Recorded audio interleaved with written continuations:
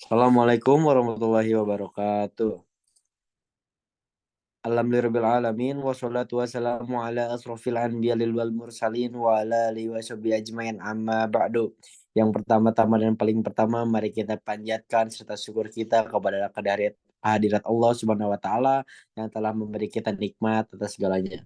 Salawat serta salam mari kita curah limpahkan kepada yani habibana wa nabiyana wa maulana Muhammad sallallahu alaihi wasallam dan kepada para umatnya. Kami dari kelompok 13 akan mempresentasikan tentang konstitusi di Indonesia.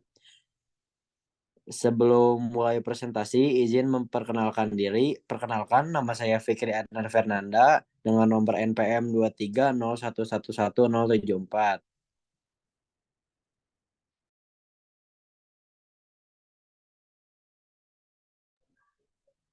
Saya Redi Suari Sulanjana dengan nomor NPM 230111069.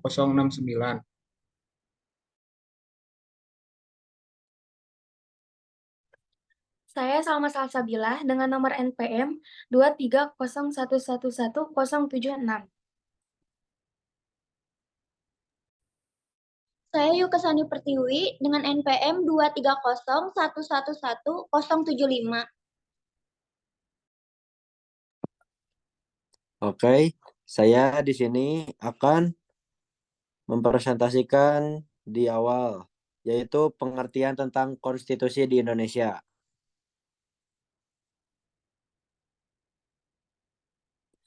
Pengertian konstitusi Indonesia adalah konstitusi adalah segala ketentuan dan aturan tentang ketatanegaraan, termasuk undang-undang dasar dan sebagainya.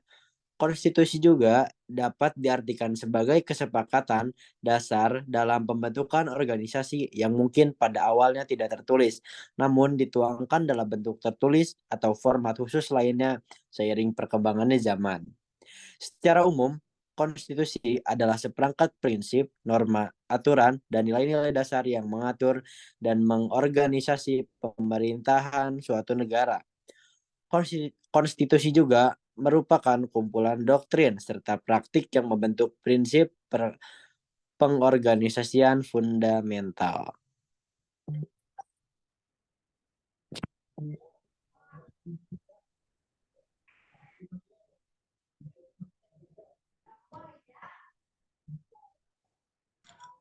Faktor pendorong dan penghambat. Faktor-faktor pendorong perubahan kondisi politik dan hukum. Perubahan konstitusi di Indonesia dipengaruhi oleh faktor eksternal dan faktor internal, serta dipengaruhi oleh kondisi politik hukum yang ada. Ketidakpuasan terhadap konstruksi nilai dan bangunan kenegaraan. Amandemen yang sudah dilakukan masih belum mampu menjawab dan menjelaskan secara signifikan terhadap konstruksi nilai dan bangunan kenegaraan yang hendak dibangun.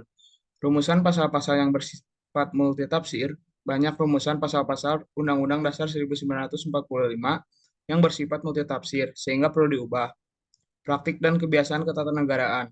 Selain dokumen konstitusi tertulis, terdapat praktik dan kebiasaan ketatanegaraan yang telah terjadi dan menjadi bagian dari konstitusi Indonesia.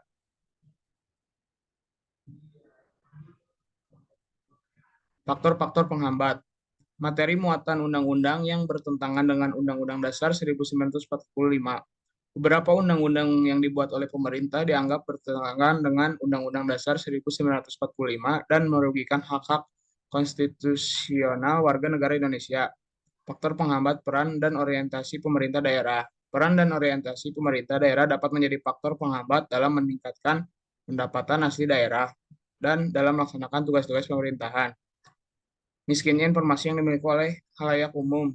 Miskinnya informasi dapat menjadi faktor yang menghambat perkembangan demokrasi di Indonesia.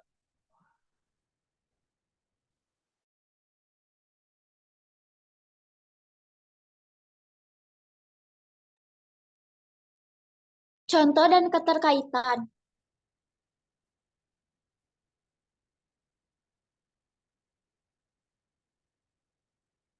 Contoh konstitusi. Indonesia memiliki satu konstitusi tertulis, yaitu Undang-Undang Dasar 1945. Undang-Undang Dasar 1945 disahkan pada 18 Agustus 1945 oleh PPKI dan telah mengalami beberapa kali perubahan.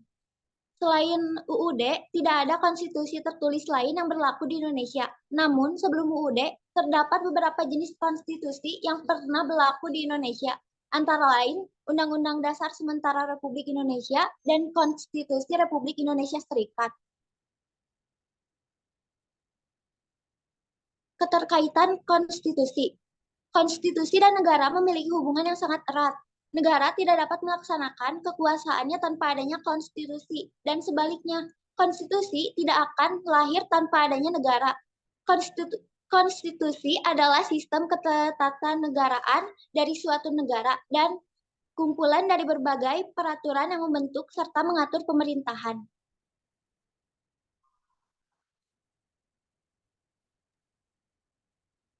Kesimpulan.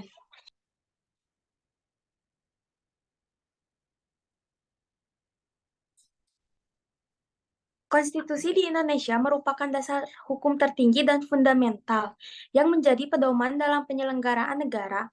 Konstitusi Indonesia telah mengalami beberapa perkembangan sejak kemerdekaan Republik Indonesia pada 17 Agustus 1945. Sehari setelah proklamasi kemerdekaan, Konstitusi Indonesia sebagai sesuatu revolusi Grootwet telah disahkan pada 18 Agustus 1945. Konstitusi Indonesia yang pertama adalah Undang-Undang Dasar 1945 atau UUD, yang telah mengalami beberapa perubahan dan amandemen sejak saat itu.